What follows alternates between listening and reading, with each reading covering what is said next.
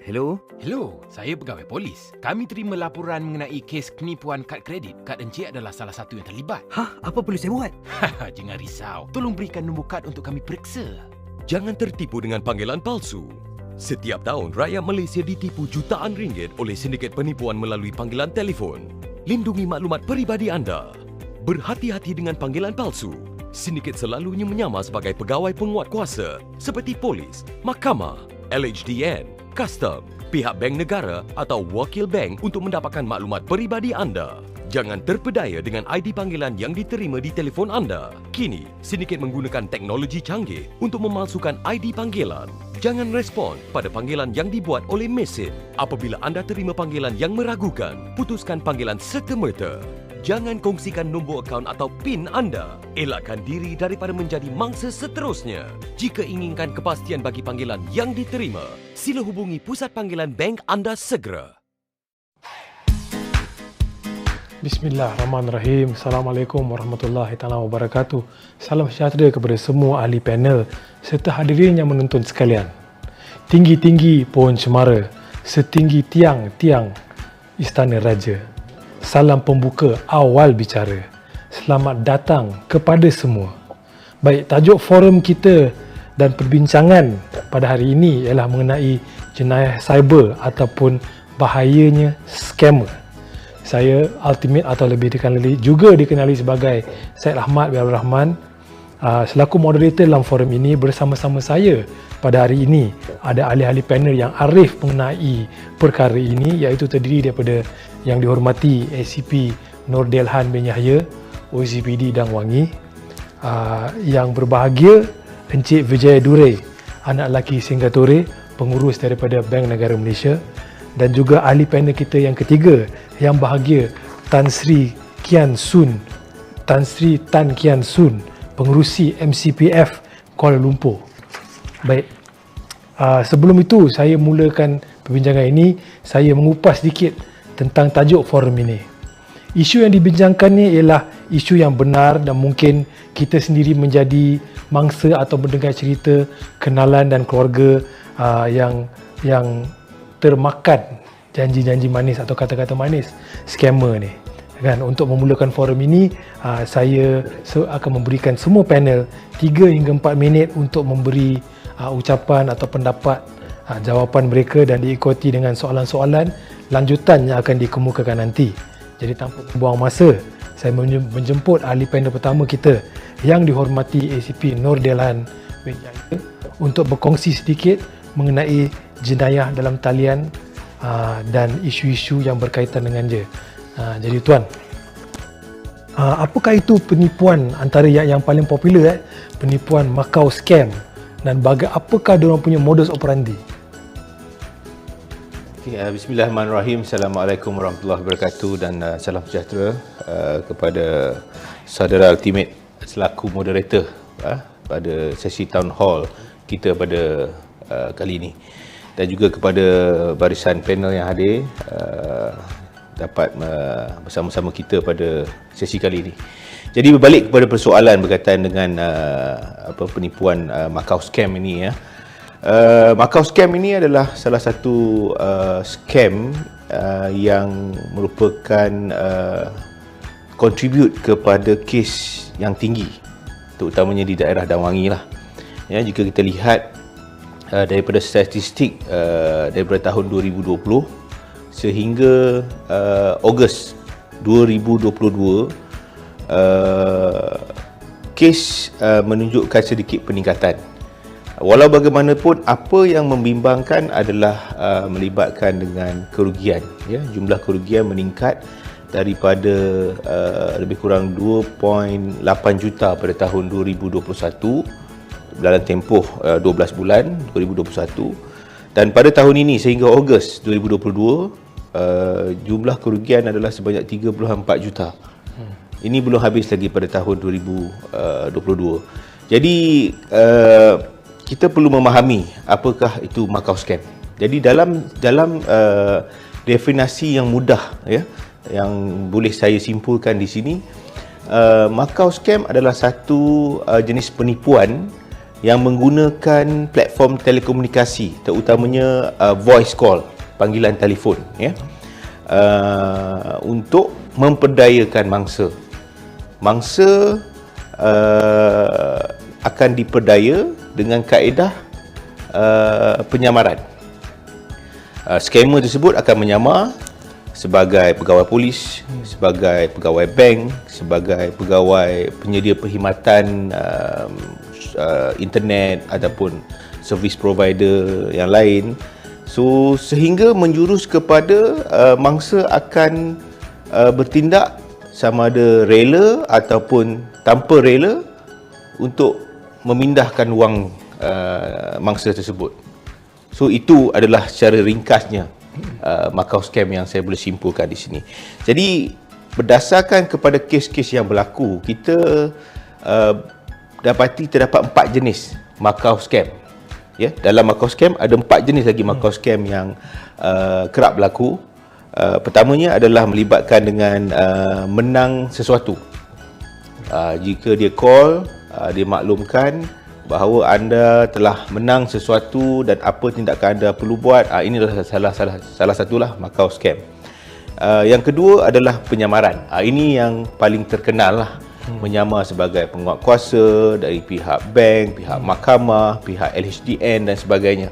So ini adalah jenis yang kedua. Dan jenis yang ketiga adalah melibatkan dengan hutang. Ini melibatkan selalunya dengan bank lah. Dia akan mengatakan anda mempunyai hutang, anda ada tunggakan dan sebagainya. Dan yang terakhir adalah Macau scam culik. Dia memaklumkan bahawa somebody ataupun anak ataupun diculik dan perlu mengemukakan wang dan sebagainya lah. Jadi tapi ini agak kurang berlaku.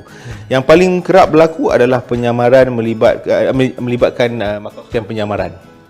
Terutamanya penyamaran penguatkuasa lah ataupun pihak-pihak yang berautoriti. Ini akan memudahkan lagi mangsa terperdaya memandangkan pihak-pihak ini mempunyai autoriti dalam penguatkuasaan undang-undang ataupun peraturan ataupun prosedur dan sebagainya. So itu boleh saya ringkaskan di sinilah berkaitan dengan Macau scam. Dan modus operandi yang selalu dilakukan oleh pihak scammer dalam Macau scam ini adalah, pertama, dia akan hubungi mangsa. Dia akan hubungi mangsa melalui telefon dan dia menggunakan peluang yang ada dalam teknologi ni. Maksud saya dia menggunakan voice over IP, VoIP, menggunakan teknik spoofing untuk mewujudkan nombor telefon yang sama dengan agensi tersebut. Contoh dia polis ataupun LHDN dan sebagainya. Jadi ini untuk meningkatkan keyakinan bahawa orang yang menelefon ini memang adalah orang yang benar daripada agensi tersebut. So itu adalah step pertama pada modus operandi ini. Dan step kedua, apabila mangsa dikatakan mempunyai tunggakan, mempunyai waran tangkap, mempunyai bil pinjaman yang belum dijelaskan.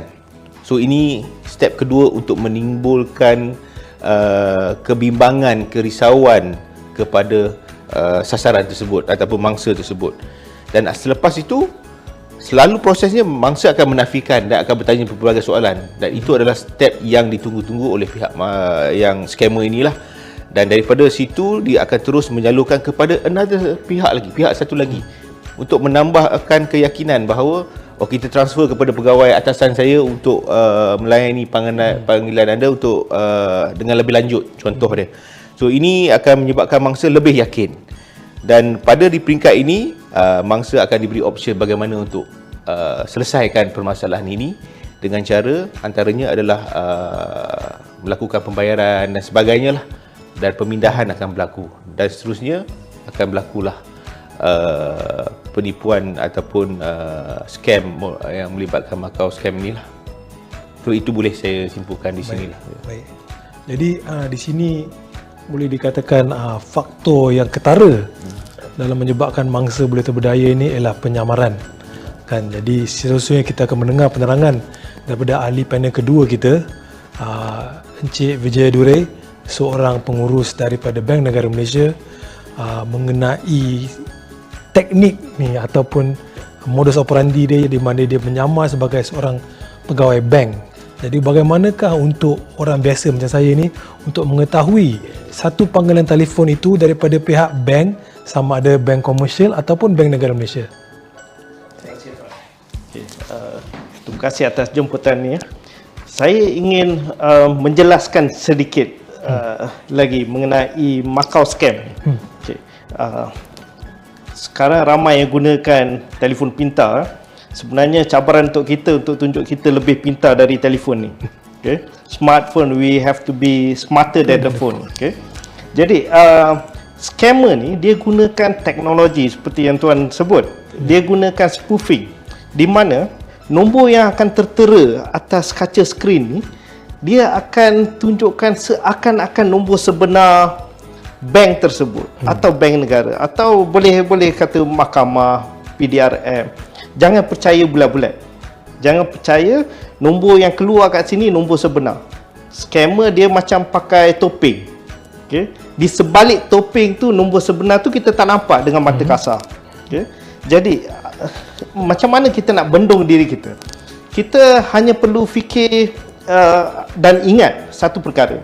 Pihak bank negara atau mana-mana agensi tidak akan buat panggilan dan suruh kita pindahkan wang anda. Okay? Wang dalam bank kita ni selamat. Kita jangan gelabah, jangan panik. Okay? Walaupun dia kata ada tindakan mahkamah, boleh dipenjarakan, jangan panik. Okay? Kita perlu berwaspada dengan taktik-taktik penyamaran seperti ini. Dia akan sebut, mula-mula dia akan sebut bank, dia akan panikkan konon kita ada hutang 9,000. Lepas tu dia kata ada penyelamat pula. Dia akan kata saya akan pass telefon ni kepada pihak bank negara. Okay.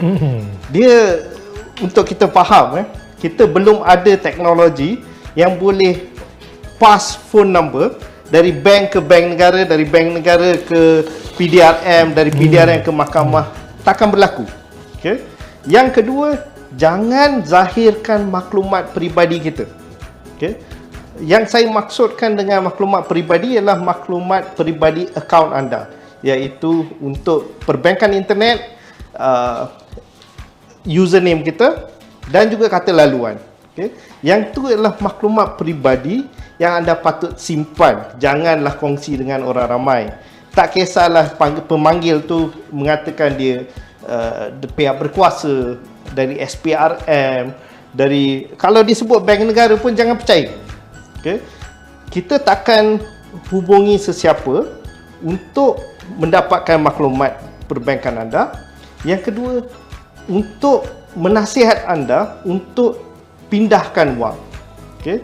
Kalau kita dengar tips-tips ni, red flags ni, ini kita panggil red flag. Kalau patut dah dengar yang ni, dia suruh kita zahirkan username, password internet banking, dah sah yang tu penipu. Okay. Kalau boleh, tamatkan panggilan. Jangan layan.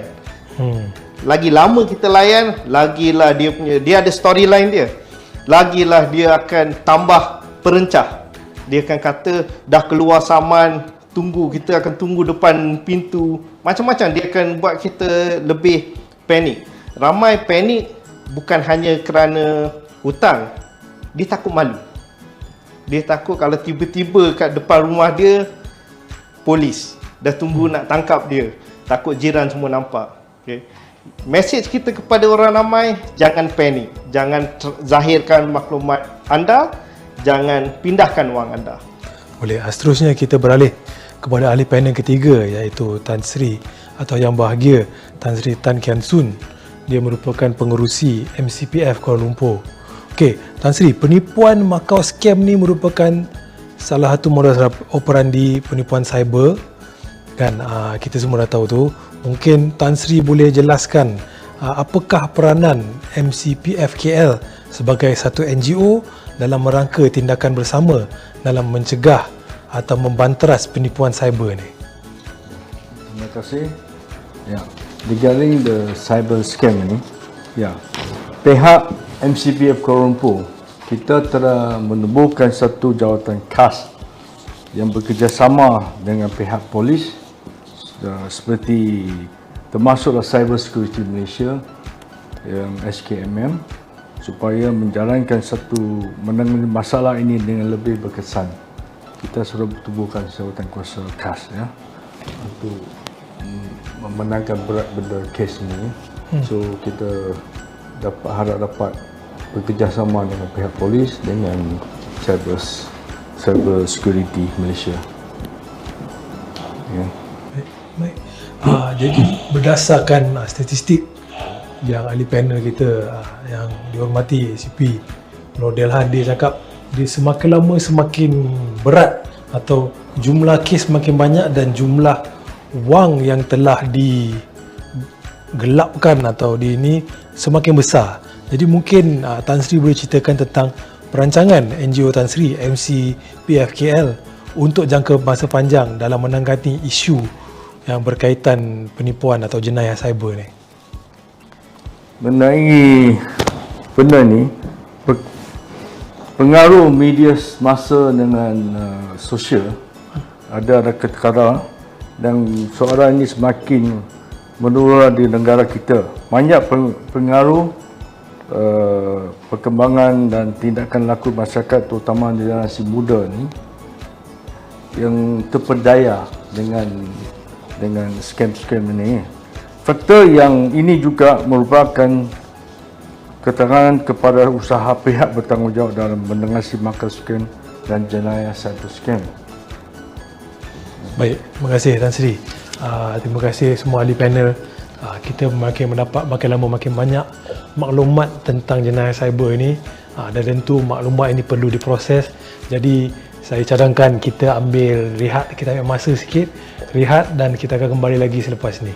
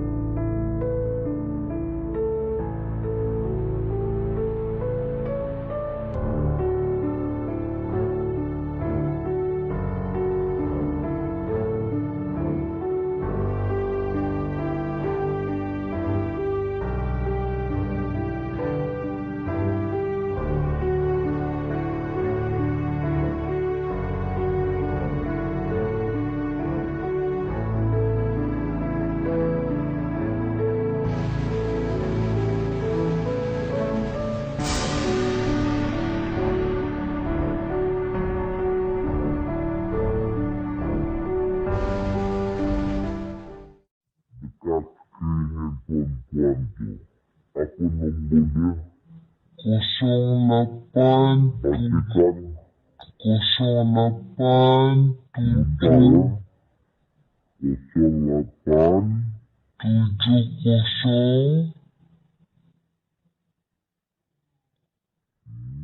96. Baik, kita kembali sesi town hall atau sesi forum ini di mana kita nak belajar dengan lebih lanjut bagaimana nak selamatkan diri daripada jenayah cyber atau bahayanya scammers ni semua.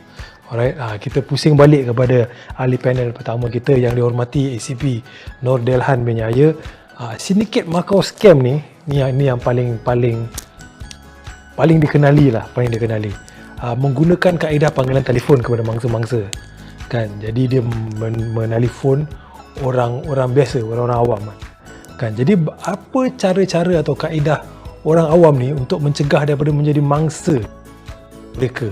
Apabila telefon tu mula-mula kita tak berapa pasti, tapi macam dia cakap tadi, ada dia red flag tu. Bila kita sedar dia mencurigakan atau kita sedar dia betul-betul scam, apa cara yang kita boleh gunakan untuk terlepas? Okay, terima kasih saudara moderator. Okay, berkaitan dengan soalan tersebut, pihak PDRM ada merangka satu kaedah lah, yang dinamakan STAR. untuk menangani Macau scam, dan dia boleh diguna pakai kepada scam-scam yang lain juga. STAR ni bermaksud adalah merupakan akronim. S stop, T think, A ask, dan R adalah response. Okey, apa dimaksudkan dengan stop? S, stop adalah tamatkan.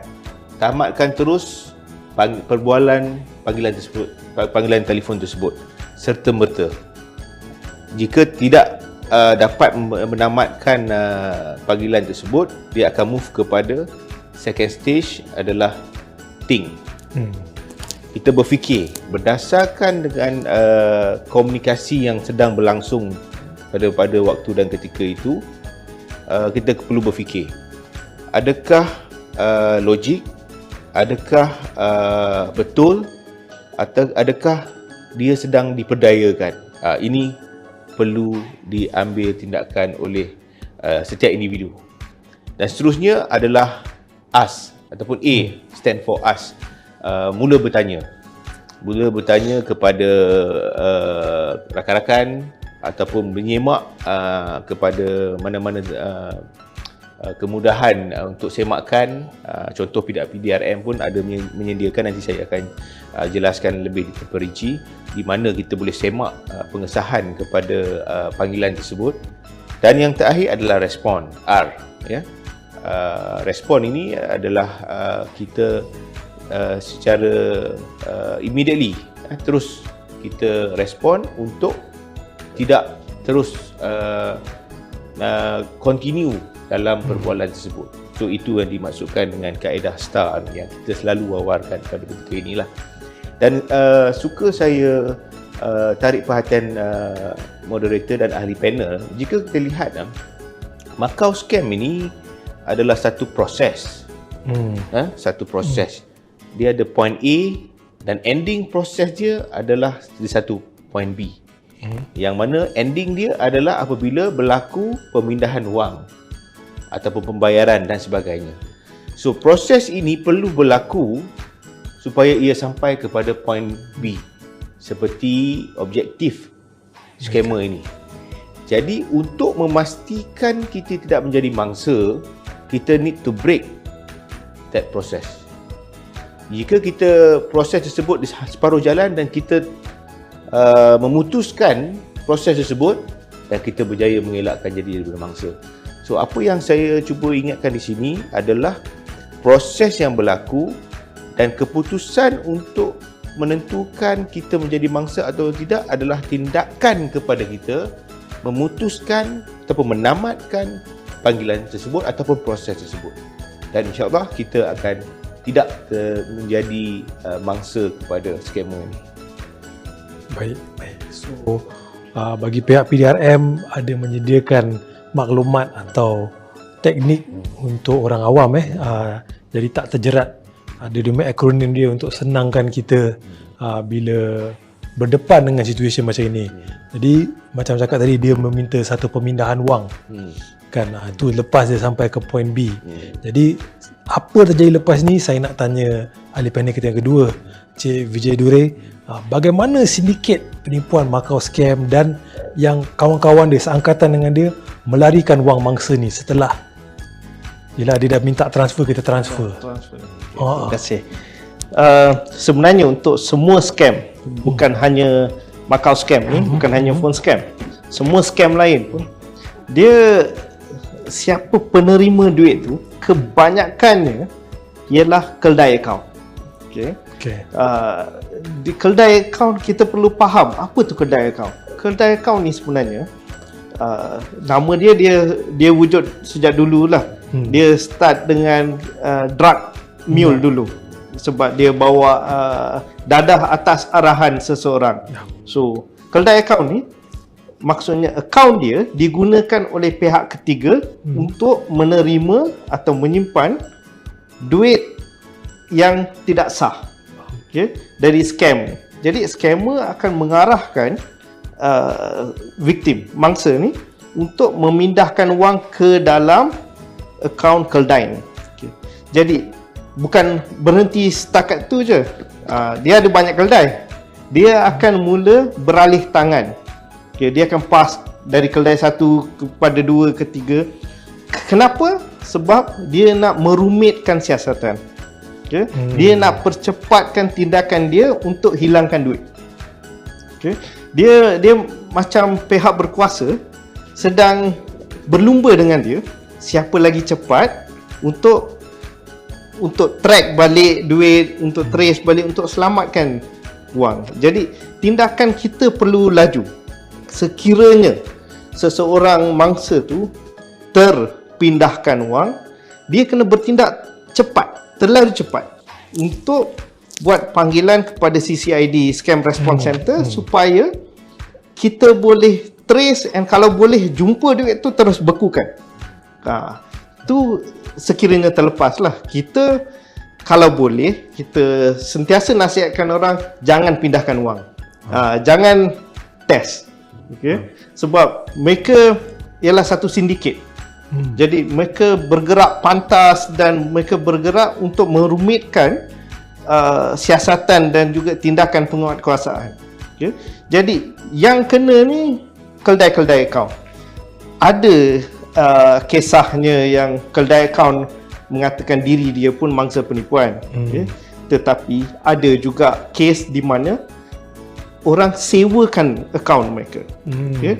Kalau tengok dalam social media, ada yang berani buat promotion dalam social media, contoh Facebook. Dia kata sewakan wang akaun anda untuk RM500 sehari.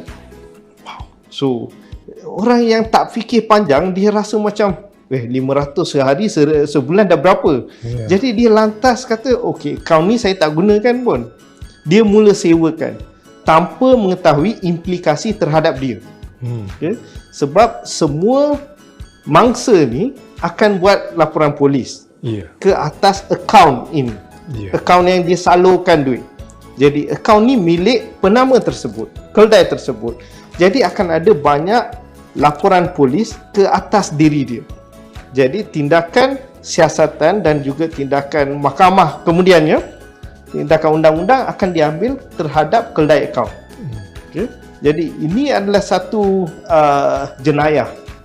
Okay? Jadi dia implikasi terhadap kedai akaun ni banyak. Salah satunya dia tinggalkan satu titik hitam dalam sejarah dia. Okay? Maksudnya dia dah dianggap penjenayah. Walaupun dia rasa saya tak tahu, saya cuma sewakan je. Yang tu dah jadi satu jenayah. Contoh, kalau kita ada rumah, kita sewakan rumah, adalah tanggungjawab kita untuk memastikan rumah kita digunakan untuk tujuan yang sah. Okay? Kalau rumah kita digunakan untuk contoh pelacuran atau tempat proses dadah, kita sebagai owner, okay, sebagai pemilik ruang tersebut, okay, salah di sisi undang-undang.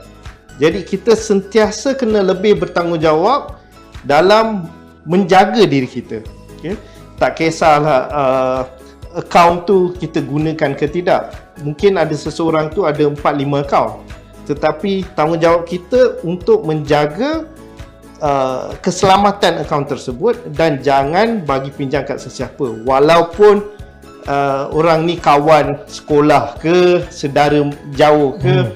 Dia kata tolonglah, aku sedang tunggu duit ni, pinjam kejap je, nanti saya dah siap urusan ni saya pulangkan. Bahaya sebab kita ambil liability, tanggungjawab terhadap apa-apa yang berlaku kepada akaun kita. Betul. Okay? Jadi ramai yang dah jadi kedai akaun ni dah ada tindakan undang-undang, dah naik mahkamah, dah ada titik hitam sebagai penjenayah. Dia mengalami masalah pembukaan akaun. Faham. Okay, dia nak dapatkan akaun untuk, katalah lepas ni dia nak bekerja. Jadi pihak majikan perlukan akaun. Dia nak buka akaun tak boleh. Kenapa? Pihak bank dia akan buat due diligence, di mana dia akan buat semakan. Okay. Contoh satu semakan yang boleh dilakukan oleh semua ialah semak mule. CCID ada portal semak mil. Apabila dibuat semakan tersebut, kalau nampak ada 5 laporan polis dibuat terhadap kita, dah ada satu red flag untuk pihak bank pula. Kita nak benarkan dia ni tak? Sebab dia dah ada kes ni. Jadi dari risiko dalaman pihak bank tu, dia akan fikirkan dia nak ambil risiko ni ke tidak. Jadi janganlah jadi kedai akaun. Dalam kita cuba sedarkan semua orang supaya tak jadi mangsa makau scam, kita juga perlu bertanggungjawab dan jangan jadi kedai akaun. Baik. Jadi kalau terjerumus tu satu benda yang agak serius. Yes. Kan? Jadi saya nak terus ke ahli panel kita yang ketiga, Tan Sri Tan, sebagai ahli atau sebagai ketua NGO MCP FKL ni, ada program pencegahan jenayah cyber ni. Jadi sejauh manakah berkesan program pencegahan ni yang dilaksanakan dalam memberi kesedaran kepada orang ramai, terutama sekali golongan muda, terhadap penipuan cyber ni, Tan Sri? Kesedaran program yang dianjurkan MCP Kuala Lumpur, kita akan membantu menyampaikan sedikit ilmu pengetahuan mengenai isu jenayah cyber. Ini kerana golongan muda sama ada dari luar segi sedaran dan pencegahan melalui kerjasama Jabatan Pendidikan. Kita sudah mengajukan beberapa program sekali dengan Jabatan Pendidikan supaya memberi kesedaran kepada anak-anak muda kita, khususnya murid-murid sekolah, supaya sedar bahayanya cyber scam sekarang ni. So itu adalah peranan yang kita buatkan sekarang ni MCP. Dan pendekatan yang digunakan sesuatu sesuai dengan orang muda supaya dapat membantu beri kesedaran kepada semua anak-anak muda, spesialis murid-murid sekolah. Baik, Tan Sri, mungkin Tan Sri boleh nyatakan kekangan MCP FKL dalam pembasmian kes penipuan cyber ni, terutamanya di Kuala Lumpur. Kita perlu ambil pendekatan dan penyesuaian yang holistik daripada segi sumber manusia, proses dan teknologi dalam menangani keselamatan cyber. Kita juga menyesuaikan diri dengan keadaan semasa, menjadi lebih inovatif dan serta bertindak dengan cekap pantas terhadap sebarang ancaman cyber yang sedang akan berlaku. Baik, terima kasih Tan Sri. Kita ada, insyaAllah ramai orang yang sedang menonton. Mungkin Tan Sri ada nasihat atau kata-kata terakhir untuk semua orang yang menonton tentang bahayanya scammer ni. Silakan. So, nasihat saya sebagai NGO Kuala Lumpur, MCP Kuala Lumpur, supaya kesedaran cyber scam ini amat penting. So, kita tengah berusaha supaya memberi kesedaran kepada rakyat sekitar, especially anak-anak muda kita. Dan that's why kita telah merancangkan beberapa program untuk beri kesedaran. Kita start dengan sekolah-sekolah, sekolah-sekolah menengah, sekolah-sekolah murid-murid. And then lagi satu, kita pun start dengan kesedaran atas. Kita buatkan program-program supaya atas public transport, dengan all the shopping mall, dengan all the stiker-stiker yang kita printkan. Sekiranya berlakunya ancaman cyber scam ini, masa pertama untuk menelpon kepada pihak polis dan kepada nombor yang ditetapkan kesedaran ni. So kita akan tempah and then dekat kepada all the public transport dan supaya kesedaran itu very important. Supaya untuk kita mengelakkan ataupun counter cyber scam. Terima kasih Tan Sri. Bagaimana pula dengan Encik Vijay Duri sebagai mungkin wakil daripada Bank Negara Malaysia? Mungkin ada apa-apa nasihat terakhir ke untuk penonton kita? Seperti saya sebut tadi tu, kita kena sentiasa berwaspada. Kalau orang putih kata don't let your guards down. Kena sentiasa bersedia dengan apa-apa ancaman. Sebab kita kat social media ni, okay, dalam situasi di mana social media ni beri peluang kepada scammer untuk mengancam bila-bila masa saja. Okay, melalui telefon, melalui social media. Jadi kita kena sentiasa berwaspada. Okay, satu, jangan panik. Okay. Yang ketiga, sentiasa berfikiran logik. Secara rasional kita fikir, saya tak pernah berurusan dengan bank A sebagai contoh. Kenapa tiba-tiba bank A call dan kata saya ada hutang? Jadi secara logiknya saya tak pernah mohon apa-apa. Jadi jangan panik. Okay. Just bersabar. Okay. Kalau boleh tamatkan panggilan tersebut. Pergi kat laman sesawang. Setiap bank ada complaints unit aduan masing-masing. Okay. Jadi pergi ke nombor tersebut dan buat panggilan. Jangan buat panggilan kepada nombor yang diberi oleh pemanggil tersebut. Okay. Sentiasa, tak kisah email ke SMS ke yang diterima, ada phone number, jangan buat panggilan kat nombor tu. Sebab kebanyakan nombor yang diberi adalah nombor palsu. Okay. Yang kedua, sekiranya dia bagi satu link, phishing link, untuk kita updatekan maklumat. Okay. Jangan tekan link tersebut. Okay. Yang ni dinamakan phishing link, di mana kalau kita tekan, dia akan nampak seakan-akan laman sesawang bank tersebut. Tapi kalau kita tengok, setiap perbankan internet mesti ada HTTPS, secured site, dan spelling dia. Kadang-kadang terlebih I, terlebih L. Okay. Jadi jangan tekan link dalam email ke SMS. Okay. Pergi ke laman sesawang yang sebenar. Pihak bank negara ada amaran scam Facebook page. Okay. Dalam Facebook page ni, kita akan share maklumat-maklumat terkini, trend terkini, modus operandi terkini. Segala maklumat kita boleh dapat dari situ dan juga boleh buat pertanyaan. Jadi ada saluran untuk kita dapatkan maklumat, kemas kini pengetahuan yang ada mengenai scam-scam yang terkini. Okay. Jadi jangan panik, sentiasa tahu mana nak rujuk. Okay. Kat Malaysia ni boleh kata setiap tempat memang berdekatan dengan balai polis. Kalau rasa was-was, terus angkat, naik kereta ke, ambil Grab ke, pergi ke balai terdekat dan terus dapatkan maklumat. Jangan panik, jangan zahirkan maklumat perbankan peribadi anda, jangan pindahkan wang anda, duit dalam akaun selamat, jangan pindahkan atas arahan sesiapa. Okay? Dan sekali lagi saya kena tekankan, jangan sewakan atau pinjamkan akaun anda kepada pihak ketiga. Okay? Sebab implikasinya terlalu besar. Okay? Jangan lepas dah terkena nak buat rayuan kata saya tersilap. Prosesnya agak susah. Okay? Jadi implikasinya agak besar. Kita kalau boleh hindari. Okay? Maklumat yang kita kongsi hari ini jangan simpan untuk kita sahaja. Kongsi dengan rakan kerja, ahli keluarga. Kita tak tahu scammer ni boleh bertindak untuk menyerang sesiapa. Okay? Kadang-kadang ahli keluarga saya pun dapat ancaman-ancaman seperti ini.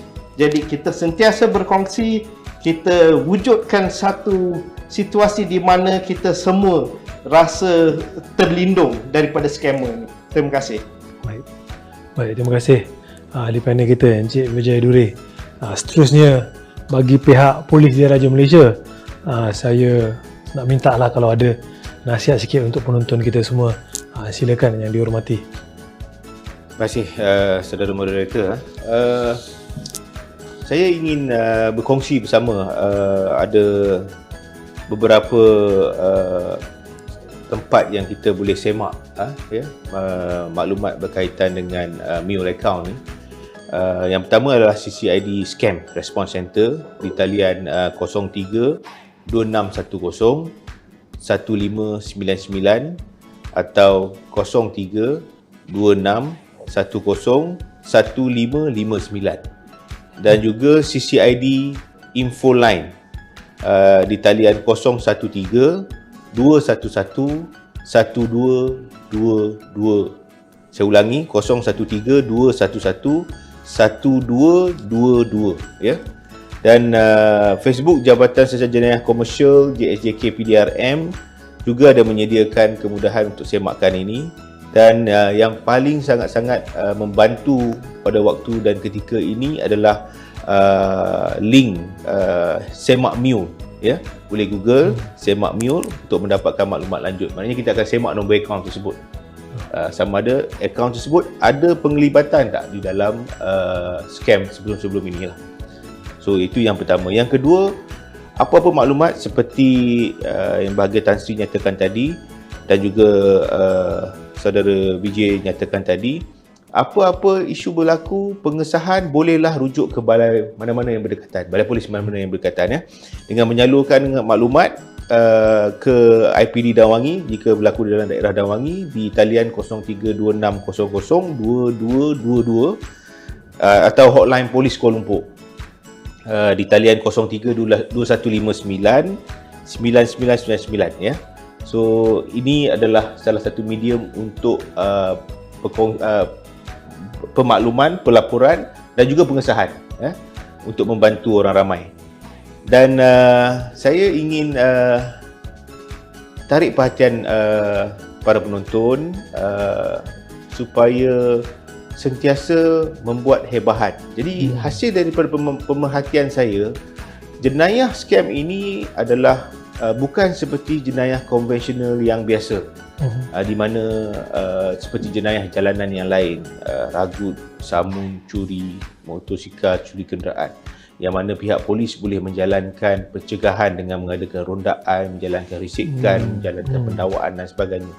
Ini adalah satu jenayah yang memerlukan komitmen daripada keseluruhan masyarakat, di mana pihak polis akan cuba memainkan peranan pihak polis dengan menyampaikan maklumat dalam konteks pihak polis, pihak bank, terutamanya bank negara akan membantu menyalurkan maklumat, menyediakan kemudahan semakan, dan juga daripada pihak NGO juga akan memainkan peranan penting bersama-sama berkolaborasi bersama-sama dengan orang ramai untuk memastikan tiada pihak akan tertinggal daripada menjadi mangsa kepada skamer ini dengan kurangnya pengetahuan dan informasi. Sebab kita lihat di sini, apabila mangsa skamer ni seperti dinyatakan oleh saudara Vijay tadi, dia tak akan berkongsi sebab dia malu. Dia malu. Jadi apabila perkongsian tersebut tidak dapat dicapai kepada secara meluas, dan ini memberi ruang kepada pihak-pihak skamer ini untuk melakukan jenayah ini dengan lebih banyak lagi lah ya. So apa yang saya cuba sampaikan di sini adalah perkongsian maklumat perlu disampaikan kepada semua peringkat, semua lapisan masyarakat, supaya dengan pengetahuan, dengan kaedah yang disampaikan, apabila berhadapan dalam situasi tersebut, orang ramai dapat tanganinya dengan baik, iaitu jangan layan panggilan telefon, putuskan immediately perbualan tersebut, maklumkan kepada kenalan-kenalan ataupun ahli keluarga, dan juga semak balik dengan pihak-pihak berkuasa ataupun dengan kemudahan yang disediakan bagi semakkan untuk mengesahkan bahawa itu adalah scammer ataupun akaun tersebut adalah akaun mule ya. So itu daripada pihak saya. Terima kasih. Baik, terima kasih ahli-ahli panel kita. Sudah banyak informasi ya yang dikongsikan. Kalau saya boleh rumuskan sedikit, untuk saya ada 3 butiran maklumat atau ilmu yang sangat penting. Iaitu pertama sekali ialah akronim yang disediakan atau dicipta oleh PDRM, iaitu STAR, Stop, Think, Act and Respond atau Response. Yang keduanya, nyata-nyata bank kita, kalau bank komersial atau bank negara, tidak akan pernah meminta maklumat peribadi, seperti kata laluan untuk online banking dan sebagainya. Dan mungkin yang ketiga ialah bagi pihak orang awam meminjamkan atau memberi orang lain, sama ada orang kita kenal atau tidak, menggunakan akaun kita merupakan satu tindakan yang tidak wajar dan mungkin boleh membuat kita menjadi mangsa atau menjadi orang yang bersubahat dalam jenayah cyber seperti inilah kan. Dan forum ini pun telah sampai ke penghujungnya. Jadi saya nak ucapkan terima kasih, setinggi-tinggi terima kasih sekali lagi kepada semua ahli panel yang telah bersama-sama dan kita pada hari ini meluangkan masa. Dan saya juga ada salah satu kata mutiara di sini, pengayuh sudah di tangan, perahu sudah di air. Fikir-fikirkanlah dan jangan sekali-sekali berhenti berfikir. Saya sudahi forum ini dengan sekali lagi mengucapkan terima kasih kepada semua yang menonton dan juga kepada ahli panel kita. Dan saya nak ucapkan Assalamualaikum warahmatullahi wabarakatuh. Salam sejahtera dan terima kasih.